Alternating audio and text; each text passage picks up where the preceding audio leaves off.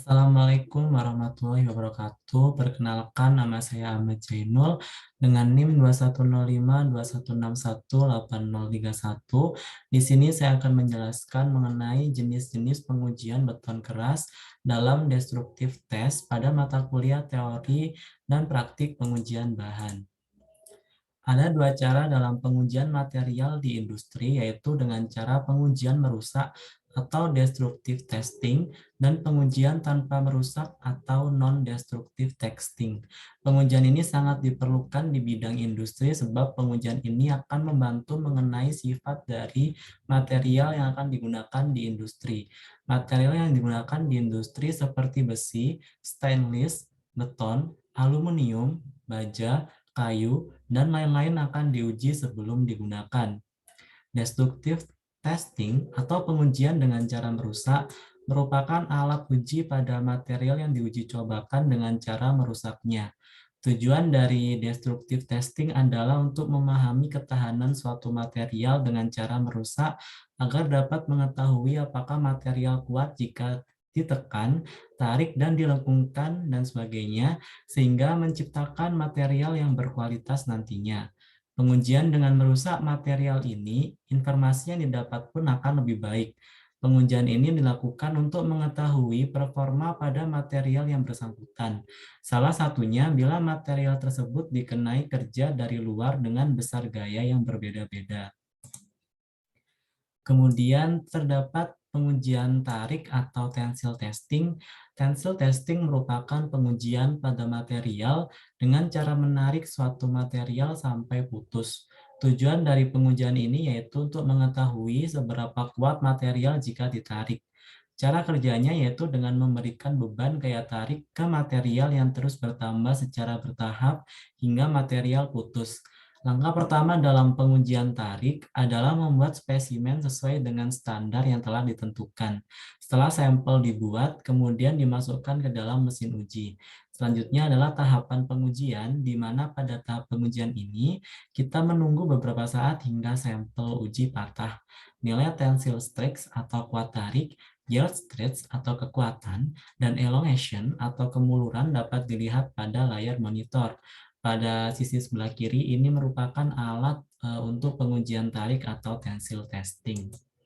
Kemudian pengujian tekan atau compressor tester. Pada pengujian ini kekuatan tekan dari material harus lebih besar sehingga pada saat pengujian material akan ditekan hingga hancur. Tujuan dari pengujian ini yaitu untuk mengetahui seberapa kuat material jika ditekan nantinya. Cara pengujiannya yaitu dengan menekan material dengan mesin yang gaya tekannya lebih besar hingga hancur. Pada gambar di sisi kiri ini merupakan alat untuk pengujian tekan atau compressor tester. Kemudian ada pengujian lentur. Kuat tarik lentur adalah kemampuan balok beton yang diletakkan pada dua peletakan untuk menahan gaya dengan arah tegak lurus sumbu benda uji yang diberikan padanya sampai benda uji patah yang dinyatakan dalam megapascal atau MPa gaya tiap satuan luas menurut SNI 03 4431 1997.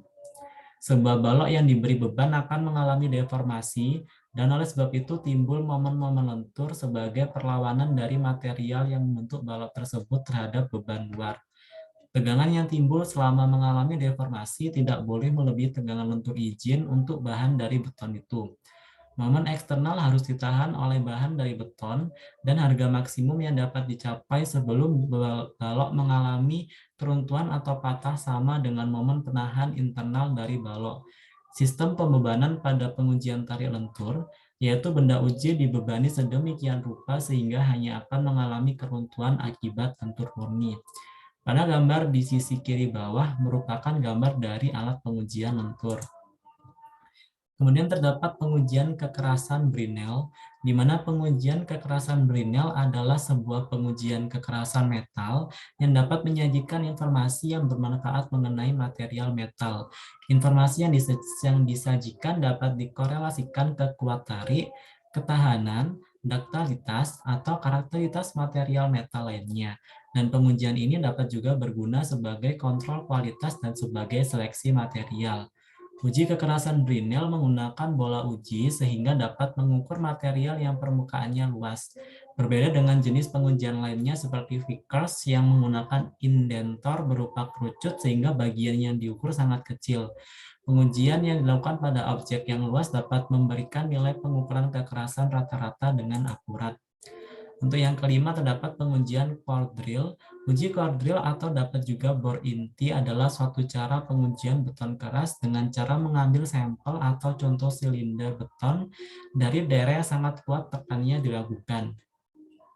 Pengambilan dari contoh tersebut dilakukan dengan sebuah alat bor yang mata bornya berupa sebuah pipa yang terbuat dari intan, sehingga diperoleh contoh beton berupa sampel dalam bentuk silinder. Silinder beton yang telah diperoleh tersebut tergantung ukuran dari diameter mata bornya, umumnya antara 50 mm hingga 150 mm. Akan tetapi, sebaiknya dari diameter silinder tersebut tidak kurang dari 3 kali ukuran maksimum agregat dari beton yang ada. Kemudian beberapa hal yang perlu diperhatikan untuk core drill test. Jika dalam sebuah uji bor inti telah dipilih, maka harus ada beberapa hal yang perlu diperhatikan menurut Surat Keterangan SNI 61199003, di mana umur dari beton harus minimal 14 hari. Kemudian pengambilan dari contoh silinder beton harus dilakukan pada daerah yang kuat tekan yang diragukan, biasanya berdasarkan dari data hasil yang uji contoh beton dari masing-masing bagian struktur. Dari satu daerah beton tersebut diambil satu titik pengambilan sebuah contoh nantinya. Dari satu pengambilan sebuah contoh, daerah beton yang dilakukan mutunya diambil sebanyak 3 titik pengeboran.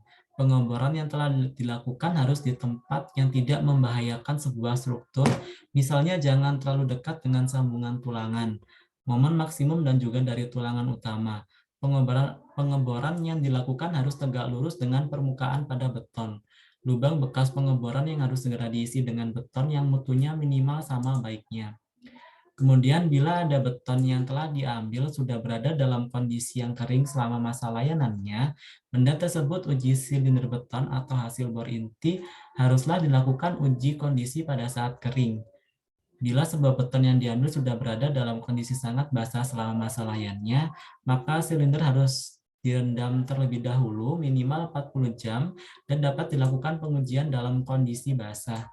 Kuatnya dari tekanan beton pada titik pengambilan contoh atau sampel atau daerah beton yang diragukan, maka dapat dinyatakan tidak membahayakan jika kuat tekanan 3 silinder beton atau minimum 3 silinder beton yang diambil dari daerah beton tersebut memenuhi 2 persyaratan sebagai berikut, di mana persyaratan pertama, kuat tekanan rata-rata dari 3 silinder betonnya tidak kurang dari 0,8 Fc. Yang kedua, kuat dari tekanan masing-masing silinder betonnya tidak kurang dari 0,75 Fc. Perlengkapan core drill test yang dibutuhkan adalah mesin core drill test dan juga alat untuk menutup lubang bekas pengeboran. Pada sisi kanan bawah terdapat gambar dari alat uji untuk melakukan pengujian core drill. Kemudian pelaksanaan core drill test. Yang pertama, alat akan diletakkan pada lapisan perkerasan sebuah beton atau aspal yang akan dilakukan pengujian dengan posisi datar. Lalu kemudian harus menyediakan air dengan alat yang ada sistem pompanya. Kemudian air tersebut dimasukkan ke alat core drill dengan selang kecil pada tempatnya sudah disediakan pada alat tersebut yang digunakan sehingga alat tersebut tidak akan mengalami kerusakan terutama pada mata bor yang berbentuk silinder selama masa proses pengujian coring beton atau coring aspal. Jika semua sudah siap lalu dihidupkan dengan alat tersebut dengan menggunakan tali yang dililitkan pada starter alat dan ditarik hingga hidup. Kemudian alat tersebut akan hidup, mata bor diturunkan secara perlahan pada titik yang sudah ditentukan sebelumnya hingga kedalaman tertentu. Kemudian setelah masuk pada kedalaman yang sudah ditentukan, maka alat dimatikan dan mata bor dinaikkan ke atas. Lalu hasil dari pengeboran yang sudah dilakukan diambil dengan menggunakan penjapit yang sudah tersedia.